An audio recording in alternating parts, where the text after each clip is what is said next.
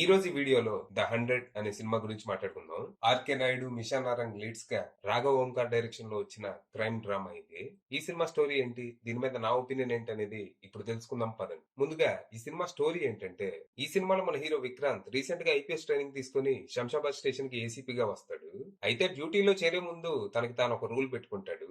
తన సర్వీస్ లో ఎప్పటికీ గన్ ఫైర్ చేయకూడదని, పోలీస్ ప్రొటెక్షన్ ఇవ్వాలి గాని ప్రాణాలు తీయకూడదని నమ్ముతాడు. అందుకే ఈ రూల్. ఇక డ్యూటీలో జాయిన్ అయ్యాక స్టేషన్ లో పెండింగ్ కేసులు ఎన్నున్నాయి, సిటీలో గోండాలు రౌడీలు ఎంతమంది ఉన్నారని తెలుసుకొని క్లీనింగ్ ప్రాసెస్ మొదలు పెడతాడు. ఈ క్రమంలో తన దృష్టి చాన్నాళ్ళుగా పెండింగ్ లో ఇప్పటికీ యాక్టివ్ లో ఉన్న ఓ రాబరీ కేసు మీద పడుతుంది. గత కొన్నాళ్ళుగా గుర్తు తెలియని దుండగులు రాత్రిళ్లు ఇళ్లలోకి దూరి దోపిడీలు హత్యలు చేస్తూ సిటీలో ప్రజల్ని భయభ్రాంతులకు గురి చేస్తూ ఉంటారు. కొంతమంది ఆఫీసర్ల నిర్లక్ష్యం వల్ల ఈ కేసు ఇప్పటికీ అన్సాల్వ్డ్ గానే ఉంటది. అలా ఆ దొంగల కోసం వేట మొదలు పెట్టిన తనకి ఈ కేసులో మరెన్నో కోణాలు దారుణాలు ఉన్నాయని తెలుస్తుంది.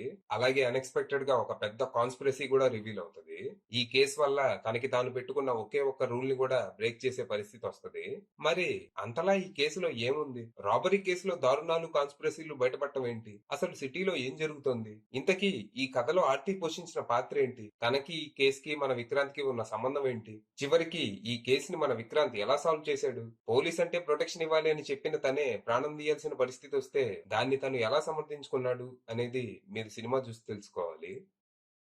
ఇక ఈ సినిమా పర్లేదు, బానే ఉంది. అన్ఈవెన్ స్క్రీన్ ప్లే కొంచెం ఇబ్బంది పెట్టినా కోర్ స్టోరీ బాగుండటం, ఇన్వెస్టిగేషన్ సీన్స్ ఇంట్రెస్టింగ్ గా అనిపించడంతో ఓవరాల్ గా బానే ఉంది అనిపించింది. సినిమా స్టార్ట్ అవడం కొంచెం రఫ్ గానే మొదలైంది. ఫస్ట్ పావు గంట 20 నిమిషాలు ఏదో నాసి రకమైన యూట్యూబ్ వీడియో చూస్తున్నట్టు ఉంటది. యాక్టర్స్ పర్ఫార్మెన్సెస్ గానీ, యాక్షన్ సీక్వెన్సెస్ ఎగ్జిక్యూషన్ గానీ అన్ని చాలా నాసి రకంగా అనిపిస్తాయి. కానీ ఎప్పుడైతే మన విక్రాంత్ ట్రైనింగ్ పూర్తి చేసుకుని ఏసీపీగా ఛార్జ్ తీసుకుంటాడో అక్కడి నుంచి సినిమా గాడిన పడుతుంది. దర్శకుడు సినిమాకు ఒక టోన్ ని, స్క్రీన్ ప్లేకి ఒక ఫ్లో ని సెట్ చేస్తున్నట్టే కనిపిస్తుంది. పెండింగ్ లో ఉన్న రాబరీ కేసుని సాల్వ్ చేస్తే ఓ పని అయిపోద్దని ఇన్వెస్టిగేషన్ మొదలు పెడితే ఈ కేసు అనేక మలుపులు తిరుగుతుంది. కేసు ఓ కొలిక్కొచ్చింది అనుకున్న ప్రతిసారి కొత్త కొత్త లింకులు, అనుమానాలతో కేసు డైరెక్షన్ మారిపోతూ ఉంటది. అయితే ఇంట్రెస్టింగ్ గా సాగుతున్న ఇన్వెస్టిగేషన్ మీద ఫ్లాష్ బ్యాక్ ఎపిసోడ్ పెద్ద బండరాయిలా పడుద్ది. అసలు ఈ కేసులో ఏం జరుగుతుంది, విక్టిమ్స్ ఎవరు, వాళ్ళ కథ ఏంటి అనేది ఇంపార్టెంట్ అయినా ఇక్కడ ప్రెజెంటేషన్ సహనానికి పరీక్షలా ఉంటది. విక్టిమ్స్ కి మనం ఎమోషనల్ గా కనెక్ట్ అవ్వాలని డ్రామాని సాగదీస్తారు. మళ్ళీ ఇన్వెస్టిగేషన్ మొదలయ్యే గానీ అమ్మాయి అనిపించదు. ఇక ఇంటర్వెల్ ట్విస్ట్ సెకండ్ హాఫ్ మీద మంచి ఇంట్రెస్ట్ క్రియేట్ చేస్తుంది. అందుకు తగ్గట్టే సెకండ్ హాఫ్ స్టార్ట్ అవటం ఎక్సైటింగ్ గానే మొదలైనా కాసేపటికి మళ్ళీ ఫ్లాష్ బ్యాక్, లవ్ ట్రాక్ అంటూ ఇరిటేట్ చేసే ప్రోగ్రామ్ పెట్టుకున్నారు. లవ్ స్టోరీ బానే ఉన్నా ఇక్కడ సరిగ్గా అతకలేదు.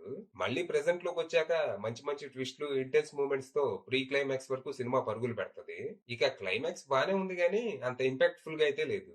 అసలు గన్నే వాడకూడదు అనుకున్న పోలీస్ ఆఫీసర్ దాన్ని ఎందుకు వాడాల్సి వచ్చింది అనే దానికి రీజన్ బలంగానే ఉన్నా ప్రెజెంటేషన్ లో దర్శకుడు తడబాటు ఇంపాక్ట్ ని తగ్గించేసింది. ఇక పర్ఫార్మెన్స్ విషయానికి వస్తే విక్రాంత్ గా ఆర్కే నాయుడు ఆకట్టుకున్నాడు. తన స్క్రీన్ ప్రెసెన్స్ చాలా బాగుంది. యాక్షన్ సీక్వెన్సెస్ కూడా అద్దరు కొట్టేశాడు. ఇక ఆర్తిగా మిషా నారంగ్ పర్లేదు అనిపించింది.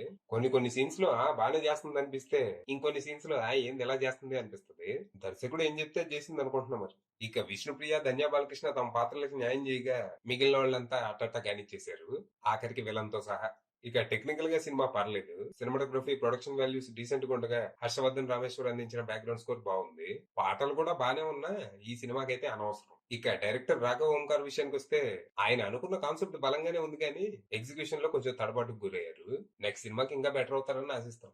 ఫైనల్ గా చెప్పేది ఏంటంటే, ఇంతకీ మీకు ద 100 అంటే మీనింగ్ చెప్పలేదు కదా, చెబుతారు. సినిమాకి వెళ్ళి మీరే తెలుసుకోండి. అది విషయం.